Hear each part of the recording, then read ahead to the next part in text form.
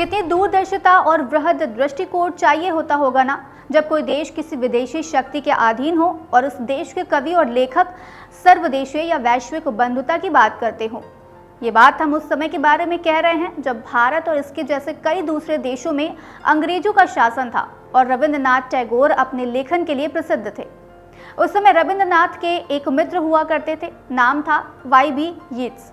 टैगोर और यीट्स ने एक ही समय में शाही महानगर लंदन की यात्रा की, साथ ही सांस्कृतिक गतिविधियों में शामिल होकर समान मंडलियों में भाग लिया। और उस समय जब ब्रिटिश साम्राज्य अपने उत्पीड़न के चरम पर था, तो इन दोनों लोगों ने राजनीतिक आंदोलन में अपने गृह देश आयरलैंड और भारत का प्रतिनिधित्व भी किया। इसके बाद भी इन दोनों विभूतियों की लेखनी में राष्ट्रवाद का जो नया चेहरा जन्म ले रहा था, वह सर्वदेशीयवाद से प्रेरित था, जो इस बात पर जोर देता था कि राष्ट्रवाद की प्रकृति वैश्विक होनी चाहिए। शायद इसी तरह के दृष्टिकोण के चलते यूनाइटेड नेशंस बना होगा, शायद इसी से ग्लोबलाइजेशन आया होगा, शायद इसी से मानवाधिकार को फिर से महत्व मिला होगा।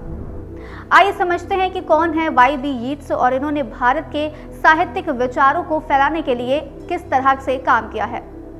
दरअसल यीट्स अपने जीवन के कई चरणों में भारतीयों से प्रभावित हुए। शुरुआत हुई साल 1885 में, जब यीट्स युवा थे और उनकी मुलाकात मोहिनी चटर्जी से हुई।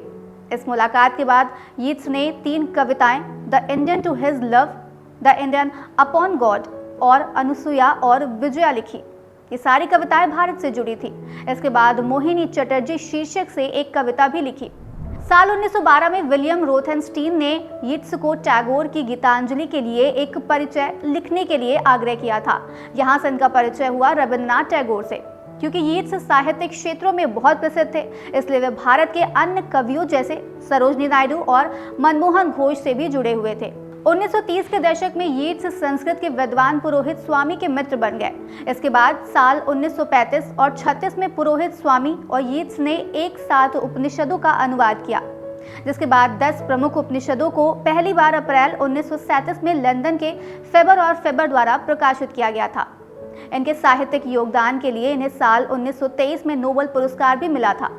खैर, आज इतनी पुरानी बातों और साहित्य का जिक्र इसलिए क्योंकि अमेरिका और भारत यानी विश्व की 2 महाशक्तियां वैश्वीकरण की धारणा को नई दिशा देने के लिए मुलाकात कर रही हैं।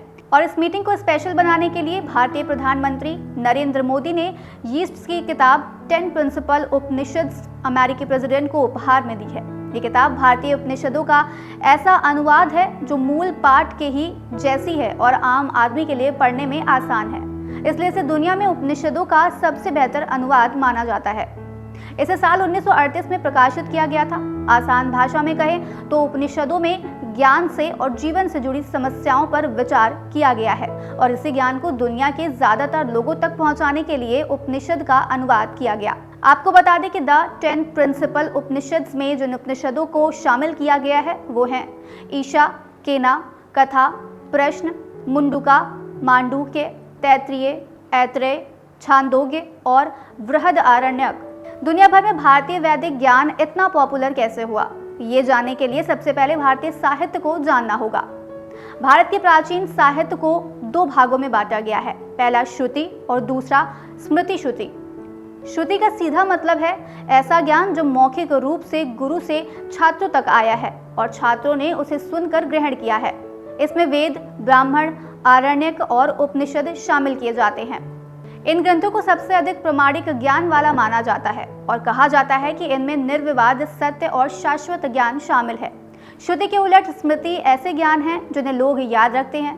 स्मृति साहित्य में वेदांग, क्षण दर्शन, इतिहास, पुराण, महाकाव्य, उपवेद, आगम, उपांग, तंत्र सहित उत्तर वैदिक शास्त्रीय संस्कृति साहित्य समूह को शामिल किया जाता है। ये ग्रंथ वैदिक श्रुति साहित्य की अपेक्षा कम आधिकारिक माने जाते हैं, लेकिन इन्हें वैदिक दर्शन की व्याख्या करने और समझने में यूज किया जाता है। अब बढ़ते हैं उपनिषद की ओर। दरअसल उपनिषद एक श्रुति साहित्य है। ये उस समय को बताता है जब भारत में विभिन्न वर्णों का उदय हो रहा था और कबीलों को संगठित करके राज्यों का निर्माण किया जा रहा था।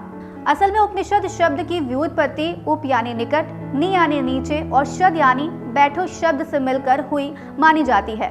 यानी इस संसार के बारे में सत्य को जानने के लिए शिष्यों के समूह अपने गुरु के निकट बैठते थे और उस समय गुरु की तरफ से जो ज्ञान प्रवाहित किया जाता था उसी को उपनिषद कहा जाता था। उपनिषदों के दर्शन को वेदांत भी कहा जाता है, जिसका अर्थ है वेदों का अंत या उनकी परिपूर्ति।